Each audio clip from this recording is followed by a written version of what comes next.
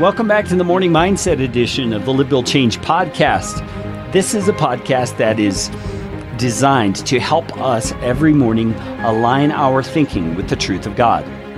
And yesterday, if you did not hear yesterday's episode, it's the beginning of a new series we're doing from now up through the time of Christmas, where we're looking at the actual biblical Christmas story in a chronological fashion.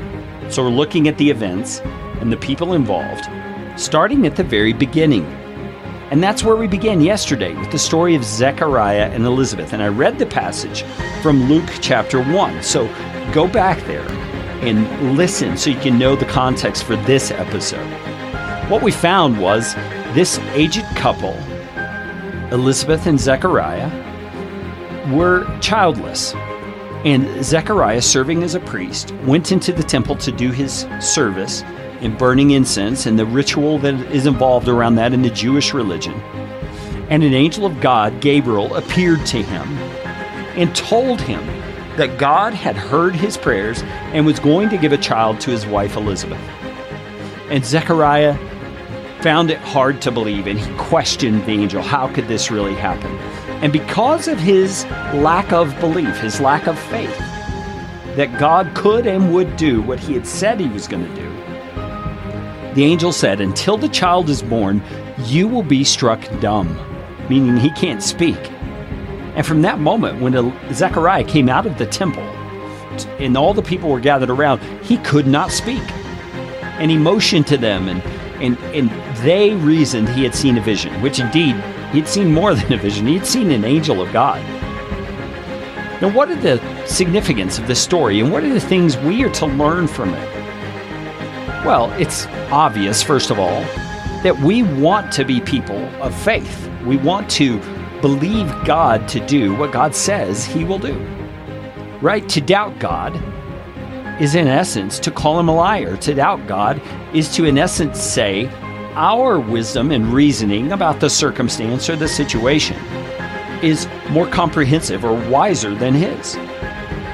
Now, I understand doubting is a natural human thing. It's something we come by very easily. I mean, Zechariah's situation, it was a very natural thing. I mean, here he was, an old man.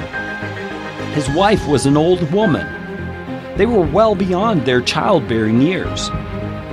And though they had heard the stories like that of Abraham, who he and Sarah had a child of promise well into their 90s, Zechariah, on a personal level, still saw those just as stories.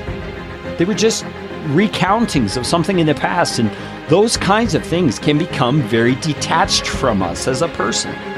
They can become just this concept, rather than an illustration and an example of a real-life scenario where we too can be challenged to have faith even when it doesn't make logical sense to us. And most of the time I have found that's what faith really is. Faith doesn't always make logical sense in terms of what we're asked to believe. Yet, the very basis of faith is a very logical thing. And that is that the God of the universe has spoken, has promised, he is ultimately trustworthy, and therefore we can believe what he says, even though we can't reason out how what he says is going to happen. Zechariah's situation reminds me of myself in so many ways. So many times I've doubted, so many times I have questioned what God has said in his word is true. And I don't want to be a person like that anymore. Do you? Do you want to be the doubting, floundering, failing kind of a person, or do you want to be a person who takes God at his word? Because as we see in Zechariah's story, God's word came true. It will always come true. And so I challenge you today, as you face this day, trust your God, whose word is faithful and will come true.